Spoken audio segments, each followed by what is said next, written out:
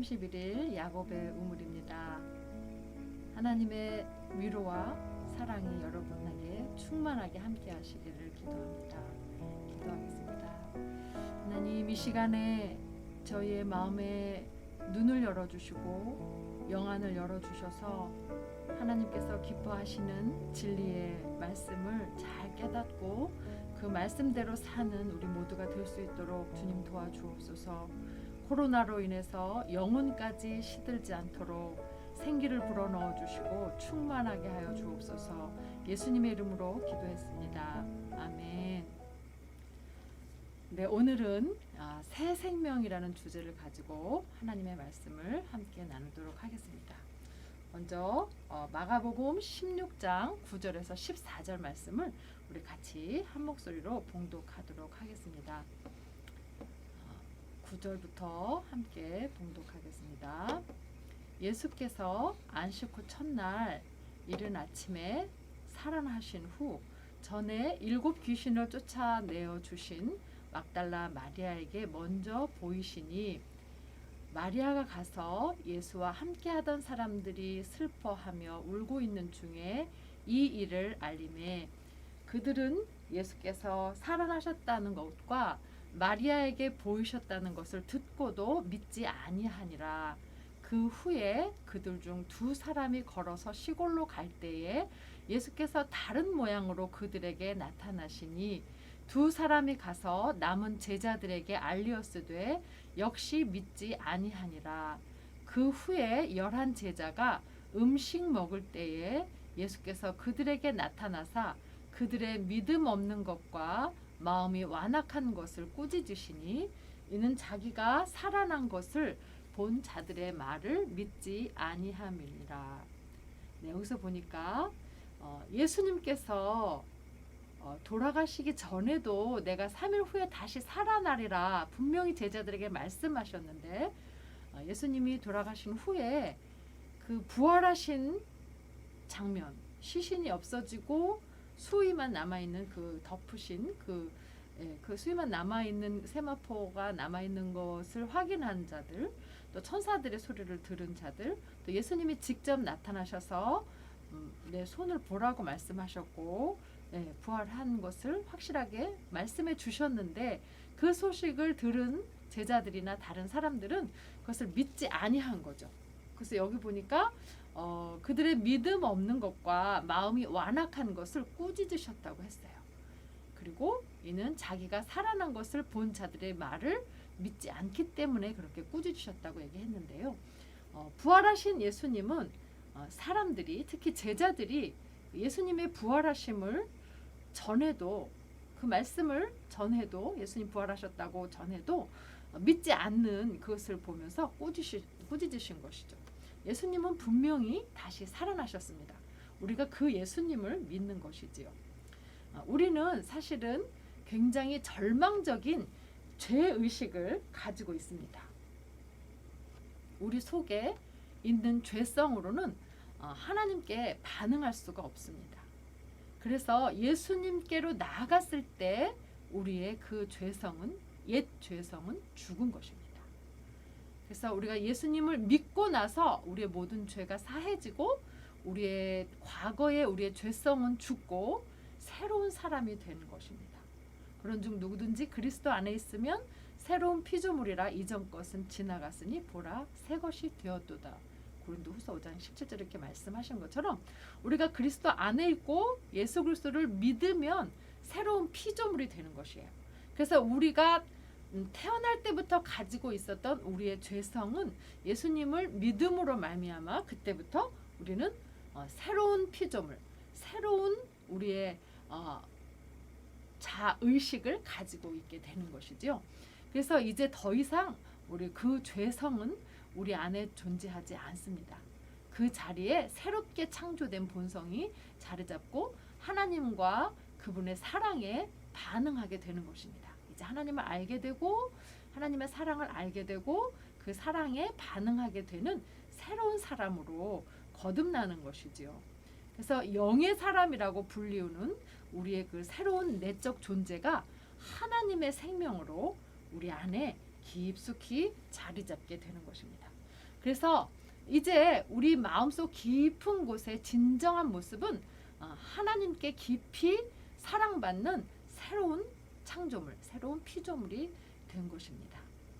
근데 우리가 만일에 아직 이게 무슨 소리인지 잘 모르겠고 거듭난 것이 뭔지 모르겠고 그래서 정말 내가 거듭났는지 안 났는지 잘 모르겠다 싶으신 분들은 하나님께 정말 하나님을 강력하게 깊이 만나게 해달라고, 거듭나게 해달라고 간구하시는 것이 꼭 필요합니다.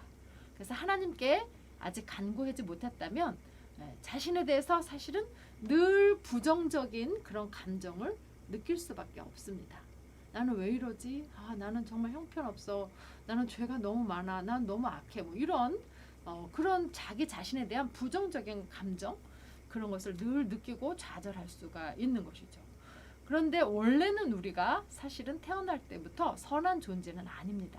우리는 모두가 다 죄인이라고 그랬어요. 모든 사람이 죄를 범하였음에 하나님의 영광에 이르지 못한다고 말씀하셨죠. 그래서 우리가 선한 존재가 아니어서 우리 내면에 완전한 변화가 필요한 거예요. 그래서 예수님이 우리 안에 오셔서 우리의 내적인 사람을 완전히 변화시켜주는 것이 필요한 것이죠. 그래서 하나님께 나아가서 예수 그리스도를 믿음으로 우리의 주인이 바뀌는 새로운 삶을 사는 것이 굉장히 중요하고, 그렇게 새로운 삶을 살 때 우리는 새로운 피조물이 되는 것입니다. 예수님을 영접했다면, 예수님을 믿고 예수님을 구세주로, 나를 구원하신 주님으로 믿고 영접을 하셨다면 우리의 내적 자아가, 우리 안에 자아가 항상 선해야 한다는 그런 생각 때문에 또 혼란스러우실 수가 있어요. 그런데 솔직하게 우리가 예수님을 믿는다고, 또 예수님을 만나고 거듭났다고 해도 우리는 우리의 그 내면 속에 성도답게 살지 못하는 그런 마음들, 생각들, 그런 태도들, 그런 삶들을 보면서 사실 절망하기도 하고 또 많이 낙심하기도 하는데요. 그렇게 우리의 마음과 각오와는 달리 이렇게 다르게 행동하고 생각하고 말할 때가 있어요. 그 이유는 우리가 여전히 죄를 지을 수밖에 없는 육신을 가지고 이 세상을 살고 있기 때문이에요. 아직까지 우리가 주님 다시 만나서, 영광스러운 주님 다시 오실 그 주님을 만나서 정말 주님과 함께 영원히 사는 그 자리에, 그날에 들어가지 않는 이상은 그때까지는 우리가 모두가 정말 그 거룩함을 쫓아 날마다 변화되며 나아가는 삶을 살아야 되는 것이죠. 그래서 우리는 사실은 우리가 육신을 가지고 있기 때문에 그렇게 죄에 담겨져 있고 죄를 짓고 죄에 대한 생각을 완전히 깨트려 버릴 수가 없는데, 그래서 우리가 육신의 정욕을 따라 살 수도 있고 그 때문에 모든 것이 엉망이 되어버리기도 하고 낙심하게 되는 것이지요.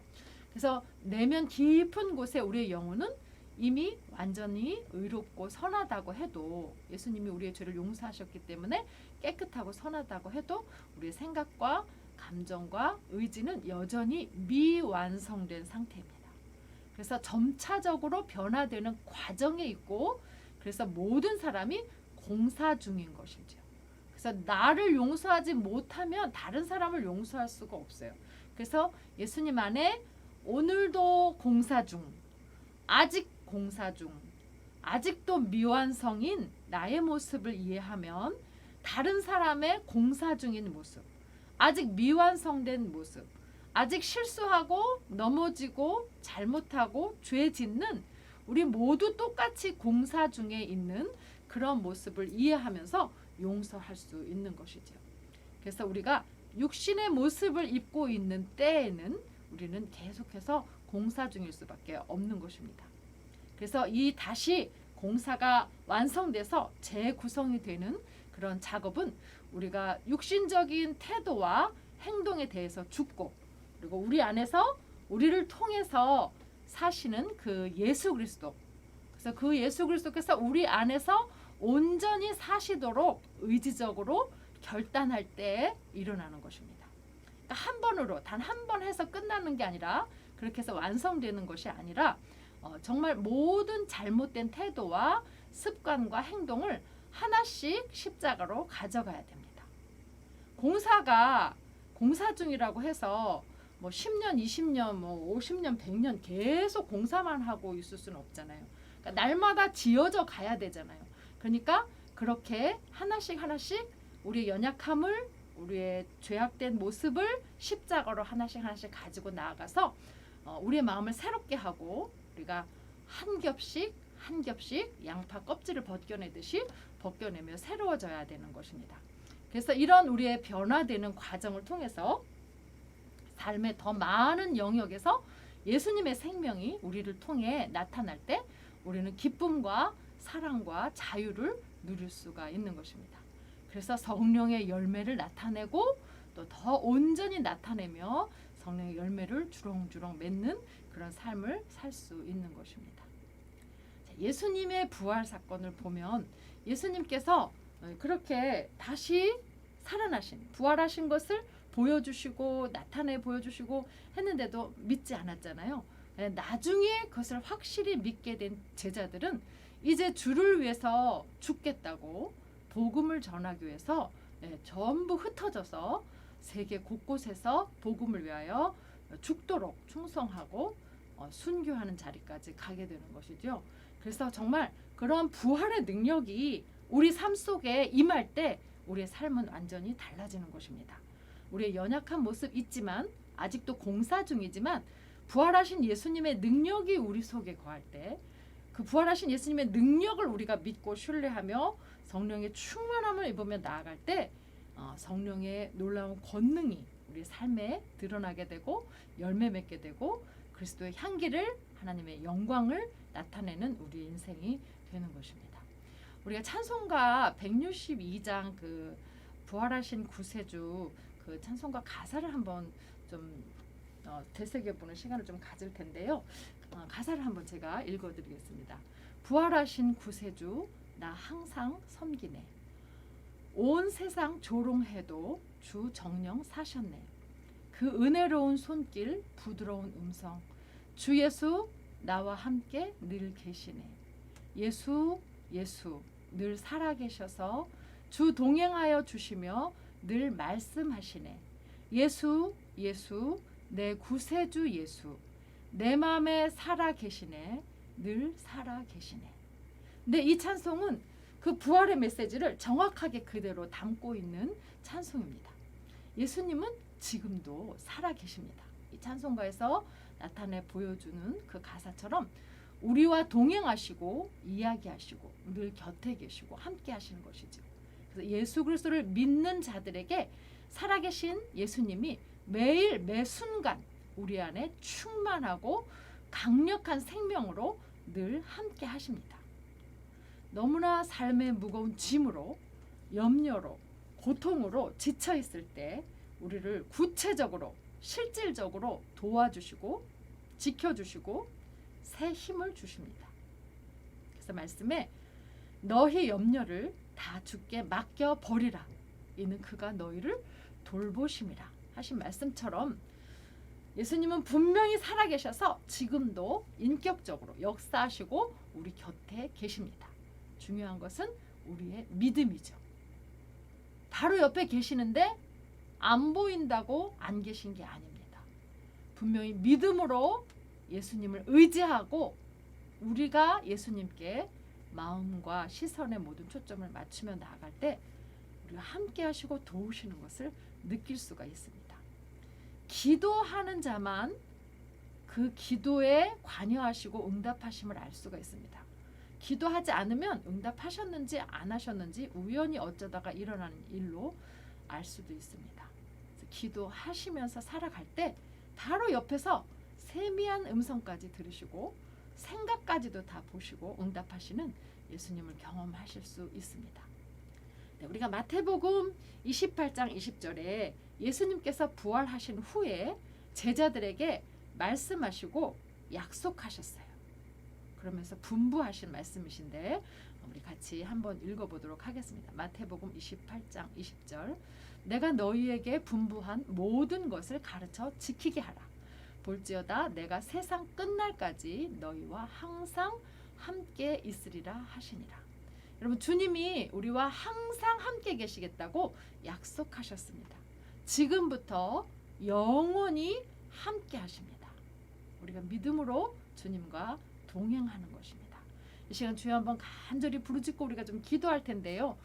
정말 하나님, 나는 잘 모르겠어요.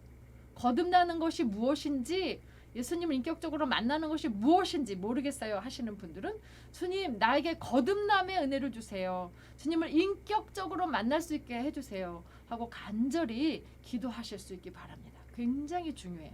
그래서 정말 나는 하나님의 사람이고, 나는 이제 내 삶의 주인은 예수님이고, 나는 이제 새롭게 태어났다는 그런 확신을 가지고 사시는 우리 여러분 모두 되시기를 바랍니다. 그래서 그것을 위해서 우리 같이 기도하고 정말 성령의 충만함으로 부활하신 주님의 능력이 우리의 삶 속에 정말 항상 함께 하시는 것을 늘 확인하며 살 수 있게 해달라고 우리 간절히 기도하고 성령 충만을 위해서 기도하며, 또 정말 이 코로나가 빨리 그쳐지고 하나님의 긍휼이 온 세계에 주의 보혈로 덮어져서 정말 하나님을 바르게 예배하고 우리가 모두가 정말 경제적으로나 사회적으로나 정치적으로나 다 회복되어서 주님을 아름답게 섬기고 예배할 수 있는 거룩한 이 나라 온 세계가 될 수 있도록 해달라고, 또 우리 교회를 위해서 모든 성도님들 지치지 않고 세임 주시도록, 성령의 충만함으로 쏟아부어 주시도록, 가정 간의 화목함과 평강과 강건함과 또 모든 필요를 채우시고 모든 기업들을 축복하시고, 또 모든 부서들마다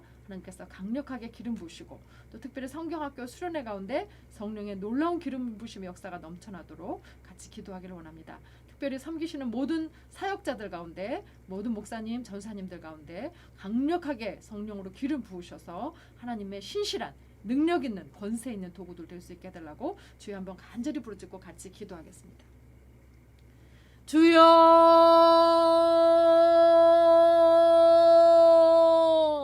하나님 아버지, 이 시간 저희가 간절히 간구합니다.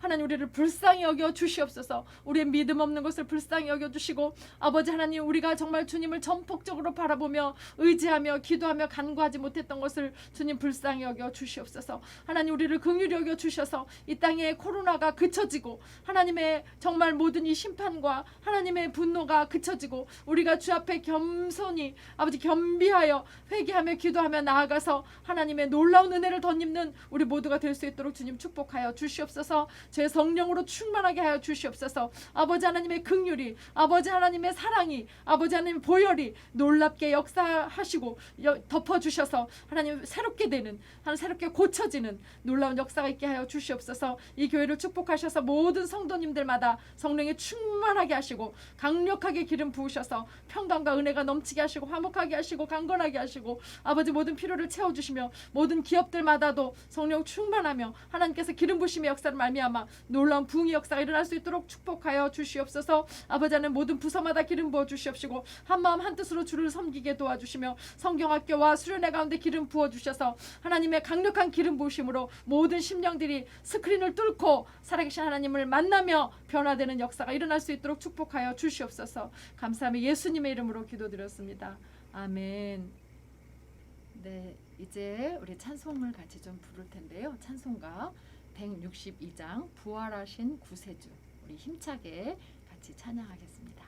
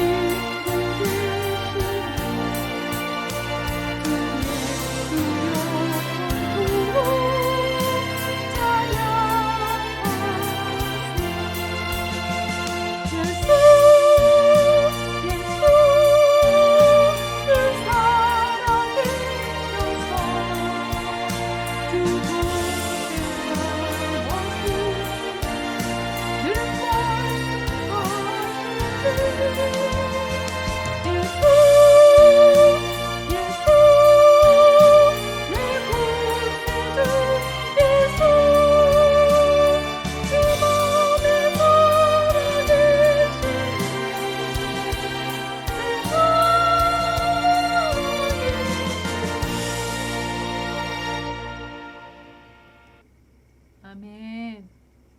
주님은 지금도 살아계십니다. 여러분 옆에서 여러분을 붙드시고 지키시고 도우십니다. 그 믿음으로 승리하세요. 샬롬.